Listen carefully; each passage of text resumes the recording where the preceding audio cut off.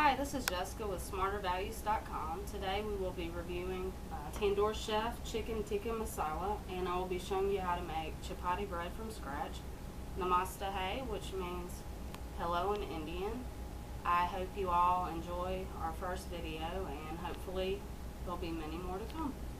First, I'm going to show you how to make the Indian chapati bread. It's really easy and really good, and probably is cheaper to make than buying a package at the store. All you need is about 2 cups of flour, about 2 tablespoons of olive or vegetable oil, and 1 cup of water, and garlic salt, which is optional. I just enjoy the flavor. I'm a garlic lover. To begin, you add your flour. You can also add 1 cup of wheat flour and 1 cup of regular flour to make it more authentic. I just prefer white flour.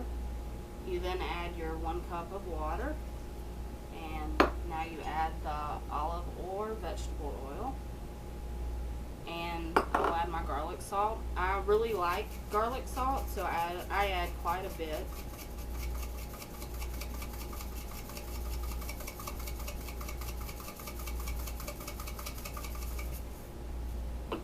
Now you get a spoon. I usually prefer using a wooden spoon so it doesn't stick as much. And now you just stir it. If it doesn't seem to be wet enough, you can always add more water. It's not going to hurt anything. As long as you don't overdo it.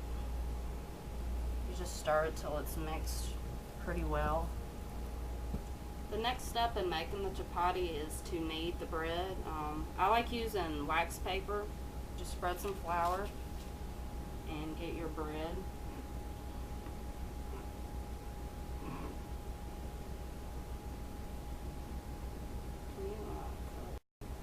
So you just add a little flour on the top, and you start to knead the bread. You just add flour as needed if it starts to feel sticky, and you do this for, there's really not a set time limit. Sometimes it's 5 minutes, sometimes it's 10, just until it's elastic.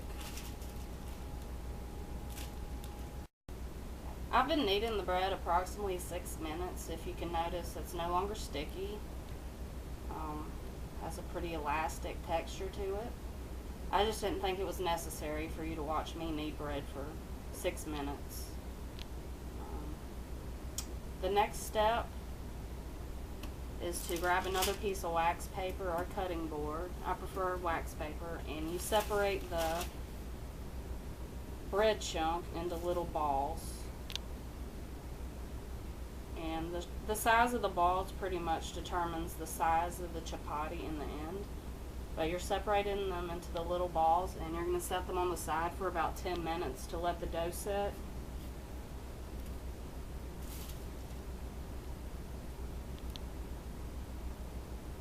It doesn't have to be a perfect circle. You can always fix it afterwards.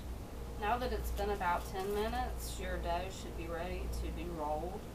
The first step is to grab the ball and flatten it a little bit to maintain a circular shape. Then you're going to want to dip it in flour each side.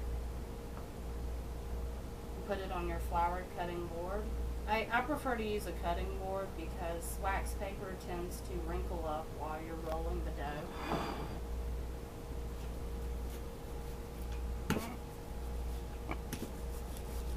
Make sure while you're rolling the dough that you consistently turn it so that it's equal.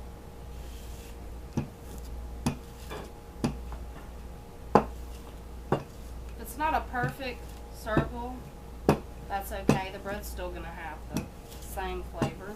It's more for looks anyways. Now that you're done with that, you're going to want to put some butter on one side of the bread. It helps the bread from sticking to your pan and also gives it a nice flavor. You can also use a barbecue brush if you have one available. My pan's already preheated on high, so you just take the bread, onto the pan.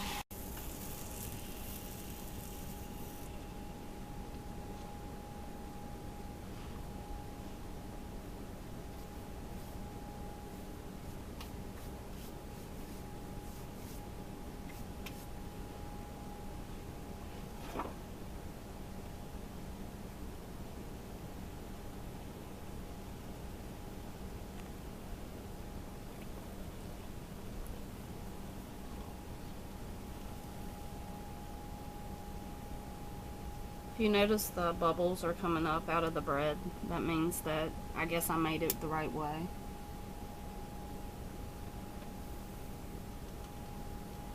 I'd also like to add in that I usually rinse the pan after I make each bread. That way it keeps any burning flour from getting on the next piece of bread. Just rinse the pan out.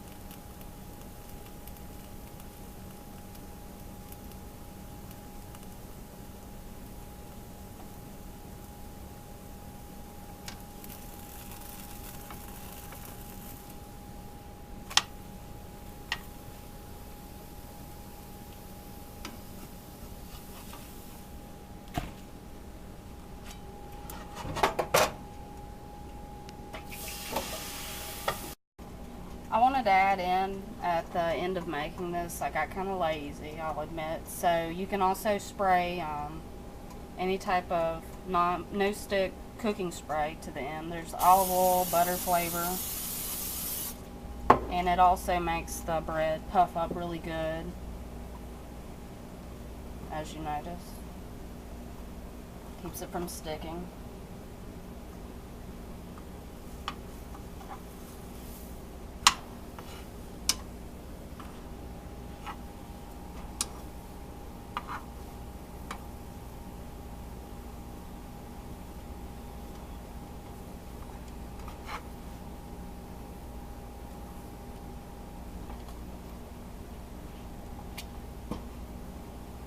And this is the biggest pan that I have. If you have a bigger one, it'd probably make it a whole lot easier. And the consistency of the bread would be better. You wouldn't have as many tears in it.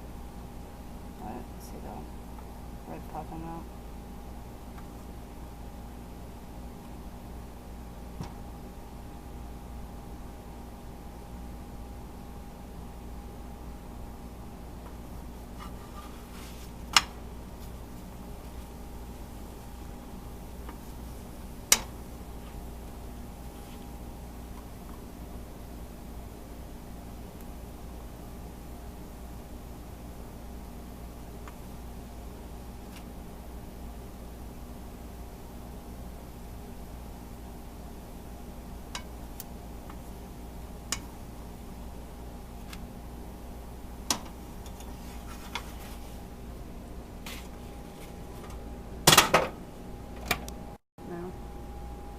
You know your bread has came out pretty good if you have the bubbles and you can bend it. It's soft, not hard.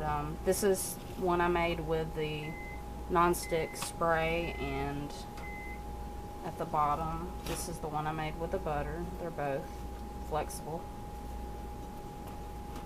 Another good thing about stacking them like this is the bread at the bottom is still hot even after it's been a while since you've been cooking, so the heat is really in there.